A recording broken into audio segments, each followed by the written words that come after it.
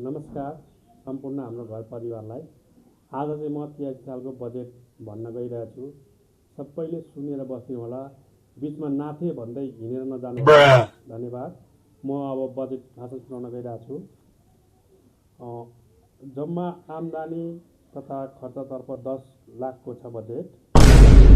आम्दानीतर्फ है, आम्दानी भनेको पहिलो आम्दानीमा हामीले राखेका छौँ अगाडि साल किनेका साडी कुर्ता त नलगाइराखेका सबै बेचेर आम्दानी गर्ने, आलीबाली बेचेर 50,000, ससुराली माइत मावला गएर दक्षिणा वापस 50,000 कमाउने, आफन्त जोसुकैको बिहे भए पनि छेउमा गएर बस्ने टिका दक्षिणाबाट 50,000 कमाउने, फेसबुकबाट 50,000 कमाउने, साइकल बिक्रीबाट 10,000 कमाउने, छोराछोरीहरू धेरै पढेर मोबाइल मात्रै हेरिराखे छोराछोरीको सबै मोबाइल बेचिदिने, त्यसबाट 50,000 कमाउने, संस्था तथा विद्यालयहरूबाट प्राप्त भएको भित्तेपातो धेरै भएकोले त्यो बेचेर 10,000 कमाउने, पुरानो कपी तथा किताबहरू बेचेर 10,000 कमाउने, खुत्रिकेमा छोराछोरीहरूलाई थाहा फुटाएर जति छ त्यसको पैसा निकाल्ने, 30,000 भन्दा माथि नै छ त्यसलाई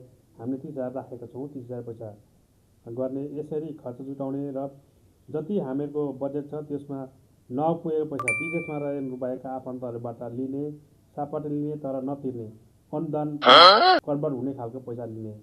धन्यवाद। यति आम्दानी छ हामीहरूको।